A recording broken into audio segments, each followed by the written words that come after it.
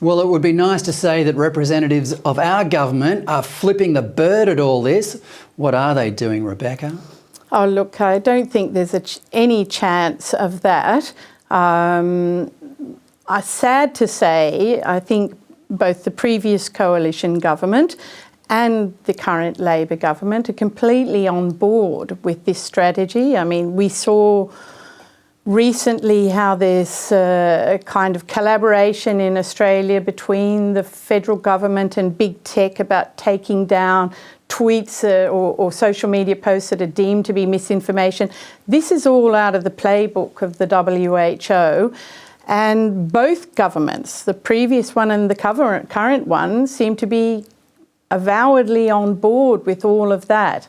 Well, it's curious that it was never mentioned during the federal election campaign last year, wasn't it? I mean, this could potentially lock the nation down again, disrupt schooling, bankrupt businesses, put us into trillions more in debt, and not a word of it, that I recall, from last year's election campaign. Well, I mean, when we think about it, the Albanese government didn't say much about The Voice, for example, either before the election campaign. So they ran a very successful small target strategy.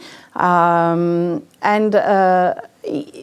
be honest, trying to think about it from their point of view, I think they think that the pandemic was a great success, that we did better, and they're not being forced to confront the reality, and they're doing everything to dodge the reality that we have this terrible excess mortality in Australia, which almost certainly has been caused by the mass rollout of these ineffective and dangerous vaccines. But unless the government and the now opposition are forced to actually confront that reality, in their minds, they've given themselves a big tick for it. So we can absolutely expect that they might do it all over again if the WHO, with these new enhanced powers that it's seeking, asks them to. Well, we saw during the pandemic that censorship played a significant role in, well, it would be reasonable to say that the excess deaths that we are witnessing now are the result of policies that were introduced under the cover of the censorship that applied during the pandemic. Now, the same censorship seems to apply to trying to explain why we have so many excess deaths now, yet censorship is central to this new international treaty, isn't it? Yeah, well, essentially there's a pandemic treaty, and there are also these things that are called international health regulations. The international health regulations were brought in after the SARS epidemic in 2003. They were brought in 2005. And they're meant to govern how states react and what the role of the WHO is in the event of public health emergency of international concern.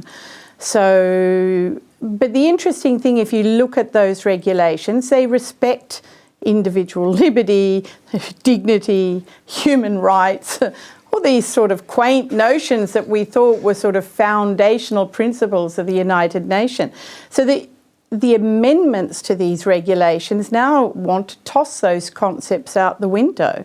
They want to not even have reference to human rights, human dignity, and so on and so forth. And they want to convert a lot of things that were recommendations from the WHO to give some of them the force of mandate. So it's really quite frightening. Now, what I would say to balance that to people, and I know it's very scary when you read these sort of powers, is that ultimately it's important to remember that the WHO always has been, and has not yet any plans to be other than a toothless tiger. That means that the WHO can tell you what to do, just like UN peacekeepers can, but they don't have armies and divisions. They can't enforce it. The way they enforce it is that if governments go along with it.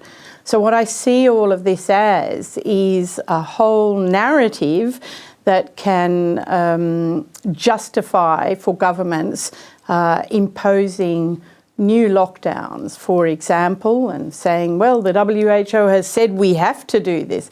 We don't have any choice, you know.